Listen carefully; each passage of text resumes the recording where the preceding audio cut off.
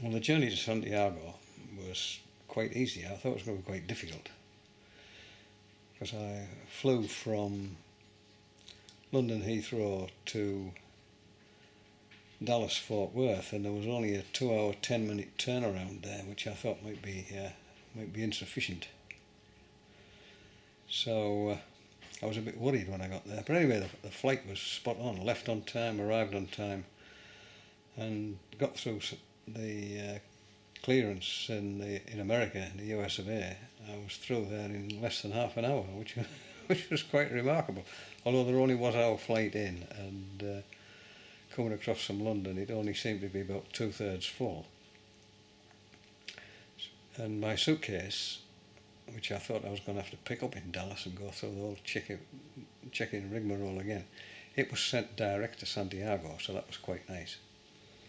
So knowing that my suitcase was going to be on that plane, there was no way it was going to leave without me being on it. But it didn't matter. I was in plenty of time. However, arriving in Santiago after a very, very smooth journey, 10 flights came in inside 3/4 of an hour from all over the place, Madrid, Paris, you name it.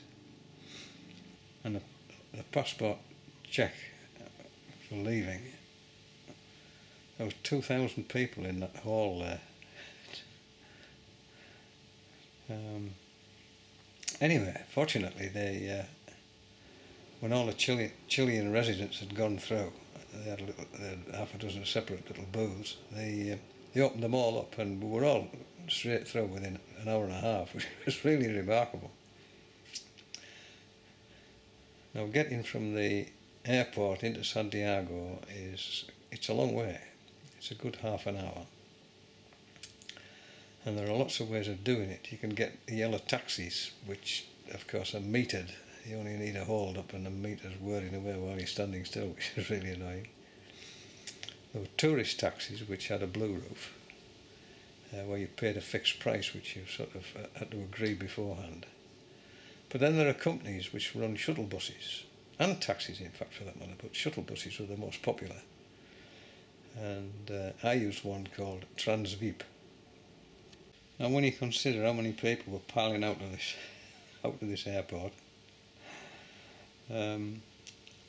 just on the right-hand side, after customs, is a Transvip desk, and there you pay for your shuttle. It was 6,400 pesos, or $11,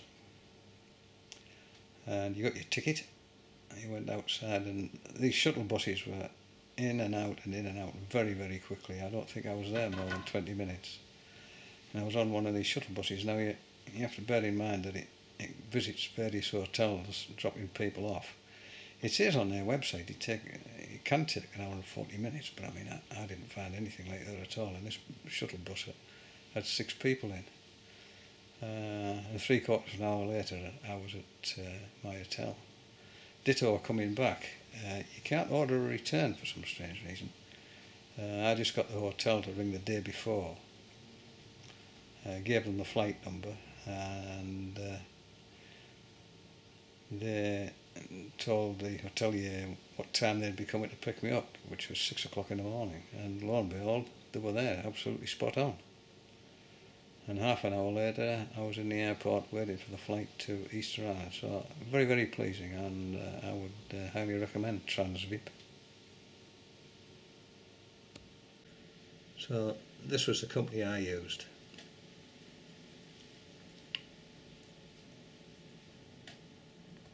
Well, this is Santa Lucia, and there's a park here. And this is the highest point. So this is looking down on Santiago.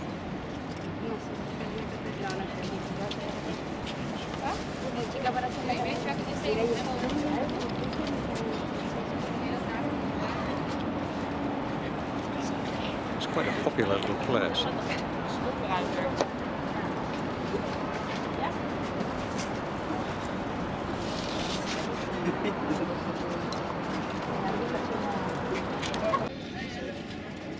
It's very modern. Some nice buildings, and some nice old buildings too.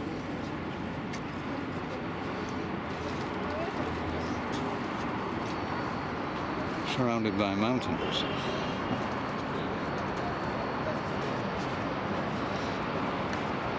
The park is very nice. It's not very big, but it's very pleasant. And there's a nice breeze because by God, it's hot. It's not wildly hot, I think it's about 26, 27, but in the sunshine that's it's pretty baking.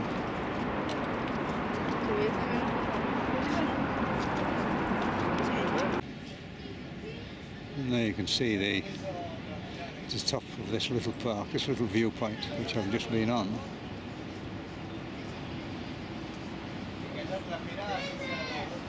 This is the Plaza Don Pedro de Valdivia. There's a little lift leads off this terrace down to the street. It's Santa Lucia Street. You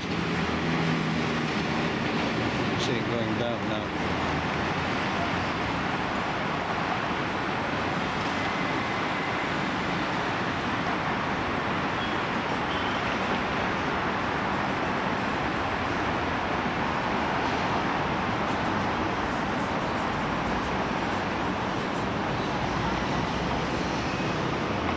So I'll go down there and turn right, and if I make my way along there I should find my way to the palace, hopefully.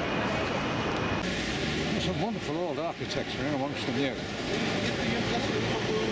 I'm very fond of domes, curved roofs. This is the area outside the President's Palace. These are obviously government buildings flying the Chilean flag. And this is the Modena Palace, which is the President's Palace, which goes back quite a long way.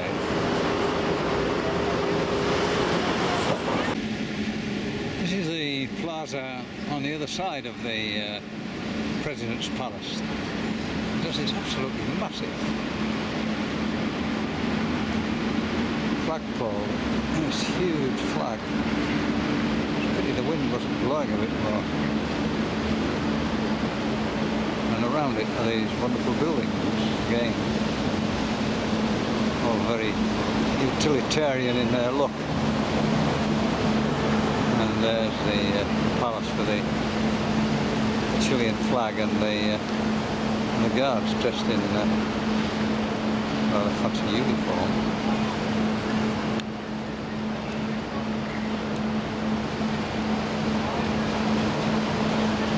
Police about.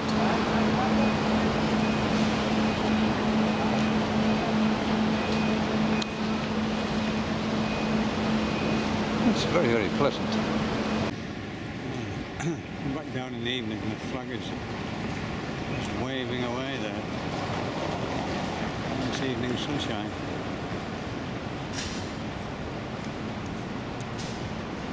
And this the biggest flagpole in America.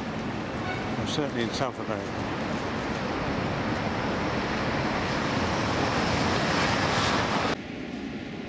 Underneath these plazas is all kinds of stuff. This is the Panteón de los Heroes de la Patria. Excuse my Spanish.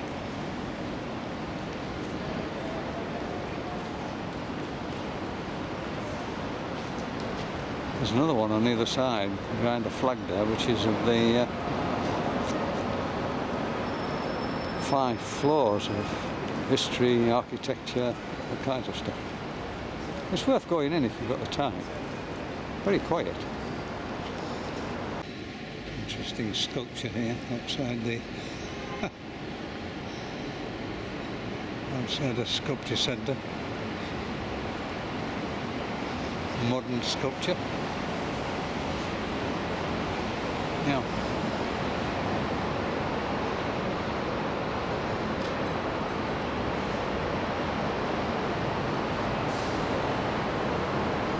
certainly different.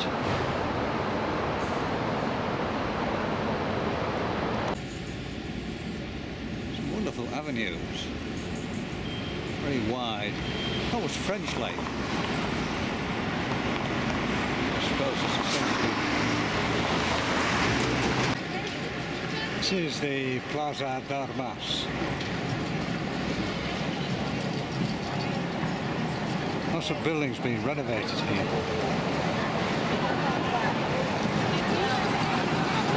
You can see there the reflection of the old in the new.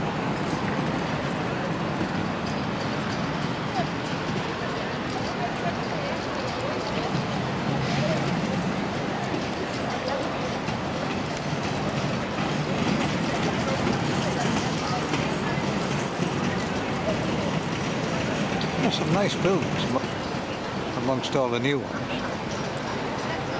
Very, very pleasant open space. Not very big.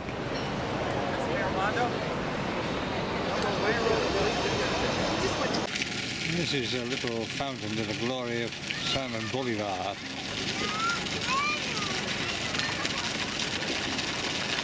A leading light a long time ago.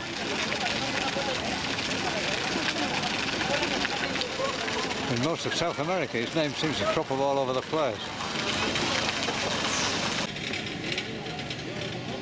Lots of games going on. It's quite popular.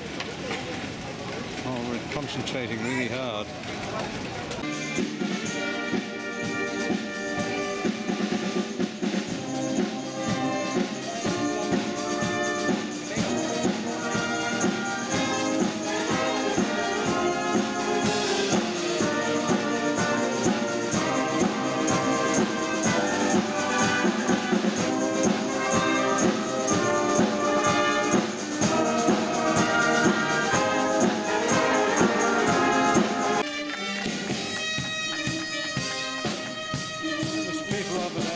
Conjuring and artists. People just sitting around.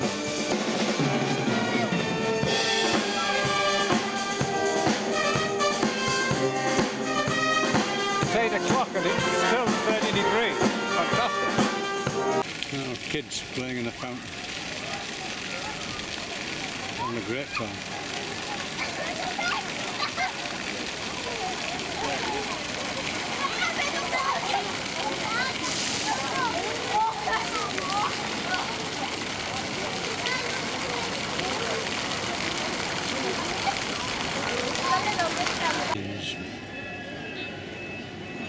Sculpture here,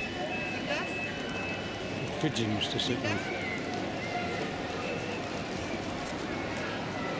Nothing, doesn't say anything at all about it.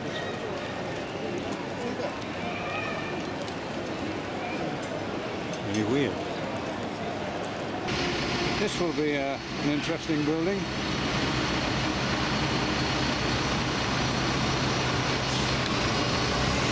Some interesting stuff in there, given Chile's history. This is where sort of Paris Avenue meets the London Avenue. And these buildings are a mixture of Parisian architecture and London architecture of the, I think it's probably the late 19th century.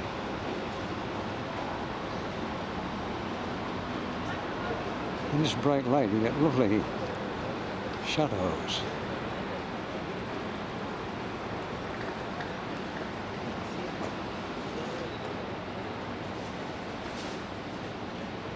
It's an interesting little corner of Santiago. It's on a walking tour of the town, which I'm doing now.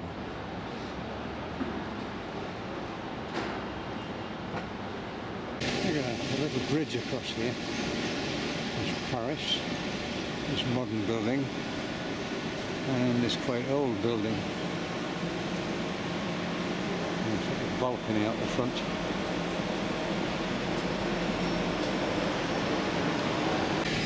And this is a metro sign. This is on the red line, I'm not sure. The green line. There are 5 lines. It's all new on rubber tyres. It's very, very quiet. I'll talk more about it later. But that's what you're looking for if you want a metro station. And then just along this avenue there's the university building, or a university building.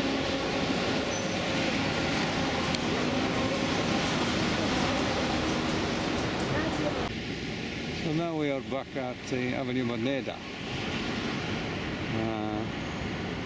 Just wide open spaces. Just turn round. And there you can see this giant flagpole.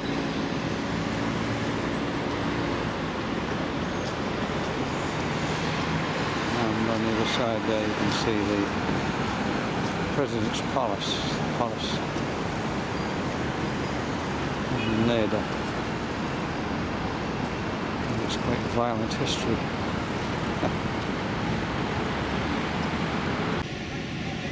Here on this Bernard O'Higgins Avenue there's a mower, or a mock-up of a mower. I suspect it's concrete. And it's red painted top knot. I'll be travelling to see them tomorrow anyway. On Easter Island. The genuine Hardy was massive. This is a little small thing. And on the corner of Bandera and Moneda is the Chilean Stock Exchange, which is this building here.